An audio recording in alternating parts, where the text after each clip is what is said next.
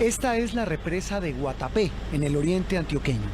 Está aproximadamente a hora y media en carro desde Medellín.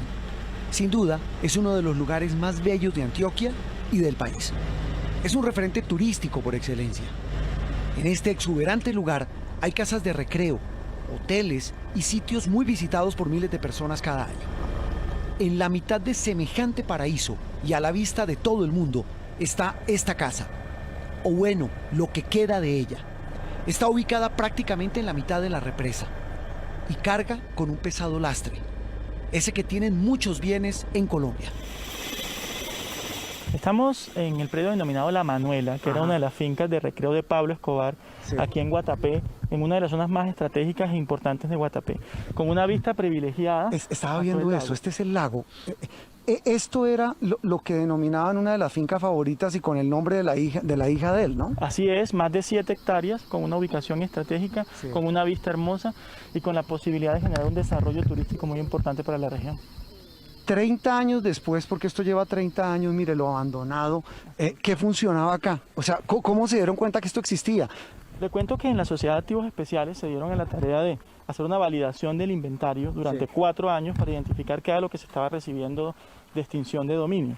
Dentro de eso se encontró que en este predio tan estratégico durante más de 30 años un mayordomo explotó el mismo, sin generarle ni un solo recurso al Estado. ¿Y cómo lo explotaba? Simplemente tenía un tema de turismo asociado al narcotráfico, en donde él traía gente, visitaban el predio, contaban la historia de Pablo Escobar, pero esto no le generaba ni un solo peso al Estado.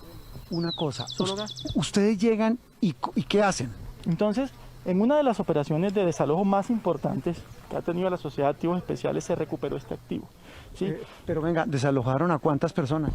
Una diligencia para desalojar a un mayordomo y su familia. No le puedo creer. Pero con todas las amenazas del mundo, porque hubo toda serie de asedio criminal e intimidaciones hacia la gerencia regional de Antioquia para que no se recuperara este activo. Son activos muy importantes ubicados en las zonas más estratégicas del país, en donde se puede contar parte de lo que esta gente hizo y cómo abusó de su poder y de los recursos que tenían a su alcance. Esta era la casa principal, ¿no? De Pablo Escobar en La Manuela. Esta era la casa principal, en efecto. Tenía una vista privilegiada del lago, de la zona, y estaba en todo el centro. Es increíble cómo podían estar acá sin ser vistos por las autoridades de la época. Ah, bueno, eran vistos, pero nadie les decía nada. Exactamente, o sea, era ese poder de ser transparentes en medio de la opulencia.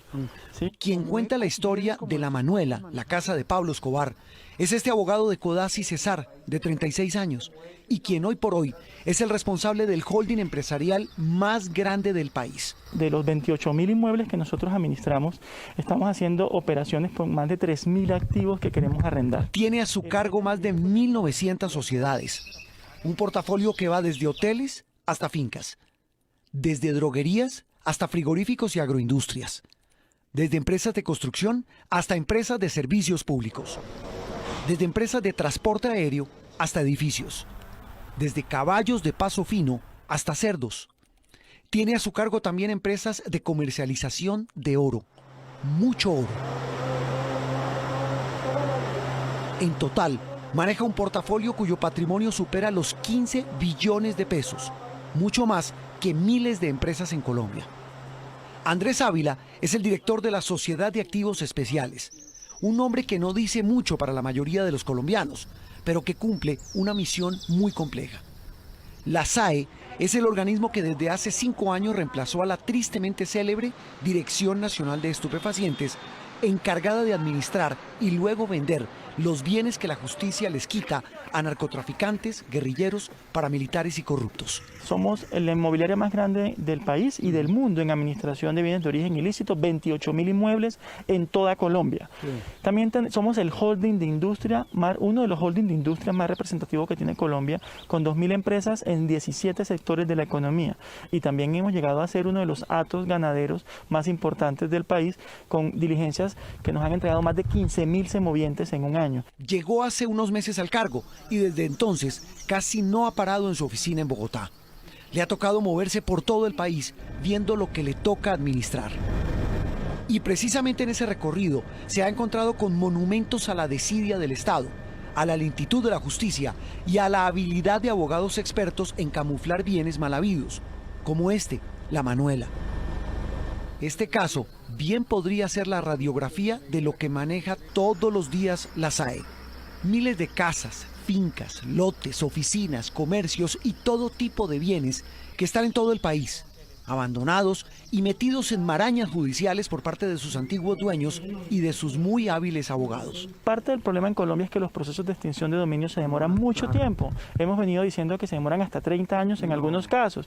Hay bienes de reconocidos narcotraficantes que hoy no están extintos. Así como le ha tocado a Ávila y a su equipo llegar a quitar la maleza de bienes abandonados e improductivos, también le ha tocado llegar a depurar su manejo, muchas veces tan oscuro como su origen. Así como encuentran esto en ruinas como esta casa que era de Pablo Escobar, ¿cuál ha sido el acto más entre aberrante y sorprendente de corrupción que encontraron ustedes en la antigua DNE y ahora convertida en SAE? No solamente borraban los activos del inventario, lo que hace que en muchos casos nosotros permanentemente estemos encontrando hallazgos de bienes que no sabíamos que tenían medidas cautelares, sino que también arrendaban los activos por valores inferiores a los de mercado o los arrendaban y los recursos no llegaban a las arcas del Estado. Los depositarios se apropiaban de estos recursos. Y es que esa olla podrida de la antigua DNE, de la que habla Ávila, tiene protagonistas muy conocidos, tiene rostros, como el de Carlos Albornoz, quien fuera su director y quien recientemente fue condenado por escandalosos hallazgos de corrupción en el manejo de los bienes de origen ilícito. ¿Cómo hacer para que no se metan los políticos en el manejo de esos bienes? Entonces, esto es importante porque aquí parte del mensaje es que los políticos tienen que entender que no se puede repetir la historia de la DNE, que aquí tenemos que generar productividad porque es que la plata que nosotros producimos tiene una destinación importante, la lucha contra las drogas y la lucha contra el crimen organizado. Pero adicionalmente nosotros generamos recursos para las víctimas, nosotros generamos recursos para la Agencia Nacional de Tierras, nosotros generamos recursos para el Instituto Colombiano de Bienestar Familiar, nosotros también generamos recursos para el archipiélago de San Andrés, ¿sí? Entonces somos transversales y nosotros tenemos que administrar esta entidad con mucha responsabilidad. Pero para obtener esos recursos, la SAE, con el apoyo incluso de agencias internacionales, libra una batalla feroz contra un ejército de abogados que usa todas las herramientas de nuestra justicia para frenar esa extinción de dominio. Nosotros tenemos procesos judiciales que superan los 2 billones de pesos. Durante los últimos 2 años se han generado devoluciones importantes y parte del problema es que no se generaron procesos de productividad. Esa maraña de obstáculos legales a los que se refiere el director de la SAE se puede resumir así. Un proceso para quitarle un bien a un delincuente arranca con la incautación. De inmediato se lo entregan a la SAE, que lo pone a manos de un administrador, asumiendo los costos que eso implica. Luego viene un paso que puede durar meses, el arriendo o la que llaman venta temprana, es decir, que se vende así no se haya extinguido su dominio. Para llegar a ese punto final, la extinción de dominio de un bien, que es quitárselo definitivamente por orden judicial a quien lo adquirió con plata mala vida, puede demorar, en el mejor de los casos, 7 años, y en muchos otros hasta 30. Todo un viacrucis legal. Uno de esos monumentos al leguleyismo de abogados, jueces, fiscales y otros actores de los procesos judiciales es esta construcción. Estamos en Envigado, en la vereda del Perico, en uno de los proyectos inmobiliarios que se había planteado como el más importante que iba a tener la zona, Meritage. Sí. Este es un predio de 8 hectáreas, que solo el predio costó 60.000 millones de pesos y se estaban construyendo casas o apartamentos de lujo, apartamentos de estilo campestre con una reserva natural. Entonces, embargan, declaran las medidas cautelares. ¿Qué pasa con este conjunto que era de vivienda de lujo? Entonces, declaran las medidas cautelares sobre el terreno, más no sobre el negocio fiduciario de gestión inmobiliaria que se estaba generando acá. Solo sobre el lote. Solo sobre el lote, y eso evitó que se pudiese continuar con el proyecto de gestión inmobiliaria. Esto genera que la sociedad de activos especiales, simplemente al ser propietario del terreno, no tenga opción distinta que valorar el terreno, venderlo, ¿sí? Y que se tenga que demoler absolutamente todas estas edificaciones para construir un proyecto desde cero. ¿Y por qué la justicia toma una decisión así como tan rara y tan incoherente y tan poco útil para volver esto un negocio para que le genere plata al Estado? Fueron parte de las discusiones, o son parte de las discusiones que se tienen actualmente dentro del proceso de extinción de dominio y que los afectados también han puesto de presente incluso ante instancias internacionales. Maniobras similares a la que estamos viendo se encuentran en todo el país. Por ejemplo, estos son los bienes de Nilce López, conocida como La Gata, la tristemente célebre empresaria del chance. También hay bienes de los investigados y condenados por el escándalo del cartel de la toga, de exgobernadores condenados por corrupción, de congresistas sentenciados por malversar fondos en sus regiones, de paramilitares dueños de extensas tierras y otras propiedades, de guerrilleros hoy en la vida civil o que han huido. Una batalla que se extiende por juzgados de toda Colombia y que demora muchos años en dar frutos. Por ejemplo, de los más de 22.000 inmuebles que tiene a cargo, la SAE solo ha podido lograr la extinción de dominio de algo más de 3.200. Es decir, solo el 14% de los bienes mal habidos y en la mira de la justicia los ha podido retomar plenamente el Estado. Pero como dice el refrán popular, mal que bien, esa lucha contra las mafias y sus abogados dejan réditos. Este año le hemos transferido a la nación más de 205.000 millones y nos hemos duplicado en ventas.